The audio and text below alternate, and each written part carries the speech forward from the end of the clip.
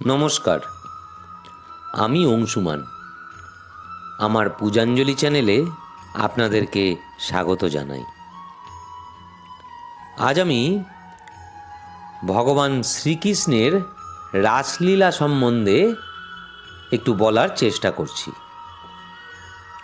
ওং তৎসৎ।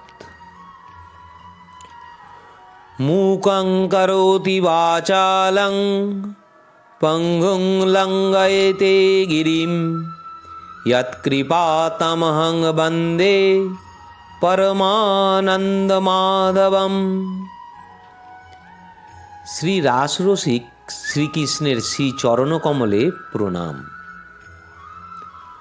মহর্ষি ব্যাসদেব শ্রীমদ্ ভাগবতের দ্বাদশ স্কন্ধে অর্থাৎ 12টি খণ্ডে বিভক্ত শ্রীমদ্ ভাগবত পুরাণ ভগবান শ্রীকৃষ্ণের জীবনচরিত,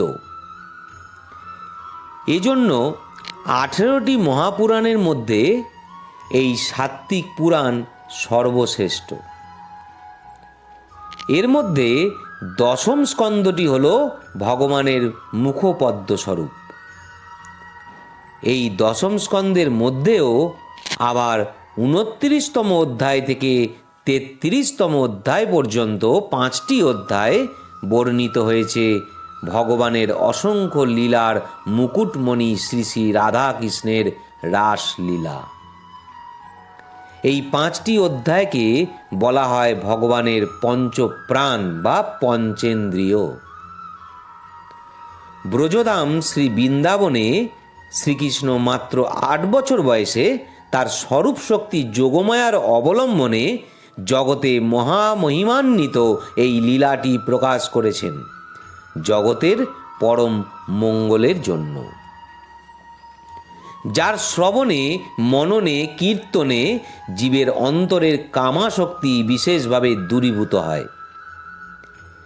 এই রাসলীলার উদ্দেশ্য গোপিনীদের কামরূপ আদি রসের বর্ণনা নয়, বরং কামজয়ী ভগবান শ্রীকৃষ্ণের কৃষ্ণলীলার মহিমা প্রকাশ।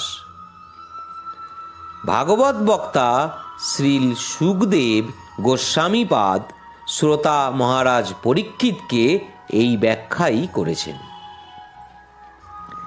এবার আসি রাসকথাটির অর্থ কী। রস থেকে এসেছে রাসকথাটি। রসের অনেক অর্থ: সার, নির্যাস, আনন্দ, অমৃত, ব্রহ্ম ইত্যাদি। তৈত্তিরীয় উপনিষদে বর্ণনা হয়েছে রস বৈশঃ, অর্থাৎ সেই ব্রহ্ম রসস্বরূপ। এবার আসি শ্রী রাধা ও অন্য গোপিনীদের পরিচয় সম্বন্ধে একটু বলছি। রসরাজ শ্রীকৃষ্ণই রাসবিহারী, মহাভাবময়ী শ্রী রাধাই রাসেশ্বরী। শ্রী রাধা আর কেউ নন, শ্রীকৃষ্ণের দ্বিতীয় মূর্তি লাদিনী শক্তিস্বরূপা যোগমায়া। তিনি নিজে আনন্দ অনুভব করেন ও অন্যকেও আনন্দ দেন। শক্তির সঙ্গে শক্তিমানের অভিন্ন সম্বন্ধ।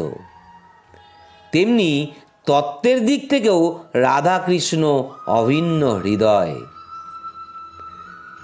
চৈতন্য চরিতামৃতে বলা হয়েছে, রাধাপূর্ণ শক্তি, কৃষ্ণপূর্ণ শক্তিমান, দুই বস্তু ভেদ নাহি, শাস্ত্র পরমান।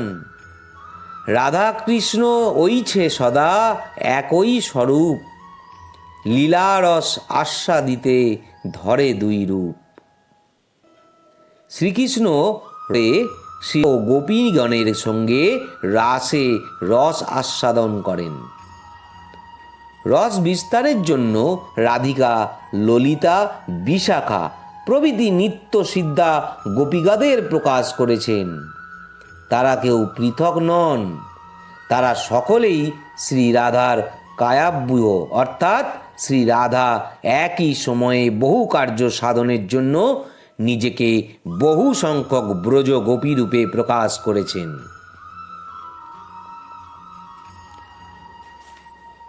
এবার শ্রী শ্রী রাধাকৃষ্ণের রাসলীলার তাৎপর্য সম্বন্ধে বলার চেষ্টা করছি।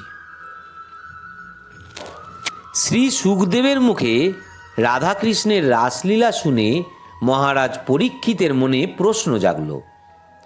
ভগবান শ্রীকৃষ্ণ ধর্মের প্রবক্তা ও রক্ষাকর্তা হয়েও পরস্ত্রী সংসর্গের ন্যায় গর্হিত মহাপাপ কাজ করলেন কেন?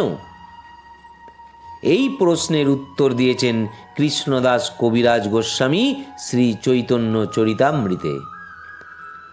রাধা পূর্ণ শক্তি, কৃষ্ণ পূর্ণ শক্তিমান।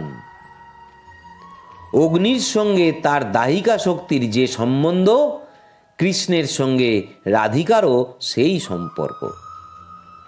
উভয়ে স্বরূপত এক, কিন্তু একা তো আর রস আস্বাদন করা যায় না। রসিক পুরুষ শ্রীকৃষ্ণ স্বয়ং ভগবান হয়েও নিজের স্বরূপ শক্তি লাদিনী ঘনমূর্তি শ্রী রাধা ও তারই ভিন্ন ভিন্ন রূপ ব্রজগোপীদের সঙ্গে রস আস্বাদন করেছিলেন।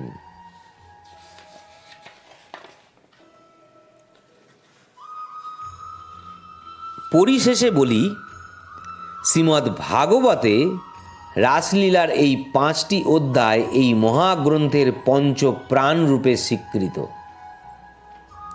ভগবান শ্রীকৃষ্ণের পরম অন্তরঙ্গ লীলা, নিজ স্বরূপভূতা গোপিকাবৃন্দ এবং লাদিনী শক্তি শ্রী রাধিকার সঙ্গে ভগবানের দিব্যাতিদিব্য ক্রীড়া এই অধ্যায়গুলিতে বর্ণিত হয়েছে। সুতরাং শ্রী শ্রী রাসলীলার রস আস্বাদনের আমাদের সকলের কর্তব্য। রাস পঞ্চাধ্যায়ের অন্তিম শ্লোকে শ্রী সুখদেব রাজা পরীক্ষিতকে এই আভাস দিয়েছেন। পরীক্ষিত, ব্রজবধূগণের সঙ্গে ভগবানের এই চিন্ময় রাসবিলাস যে ধীর ব্যক্তি শ্রদ্ধার সঙ্গে বারবার শ্রবণ এবং বর্ণনা করেন, তিনি শ্রী ভগবানের চরণে পরাভক্তি লাভ করেন এবং অতি শীঘ্রই হৃদয়ের রোগস্বরূপ কামকে দূরীভূত করতে সমর্থ হন। চিরতরে কামনা বাসনার বন্ধন থেকে মুক্তি লাভ করেন। শ্লোকটি হল বৃক্রীড়িতং ব্রজবধূ ভীরিদং চ বিষ্ণু। শ্রী শ্রী রাধাকৃষ্ণের রাসলীলা সম্বন্ধে বলার চেষ্টা করলাম। ভালো লাগলে অবশ্যই আমার চ্যানেলটিকে সাবস্ক্রাইব করবেন, লাইক করবেন এবং আনন্দে থাকবেন। ধন্যবাদ।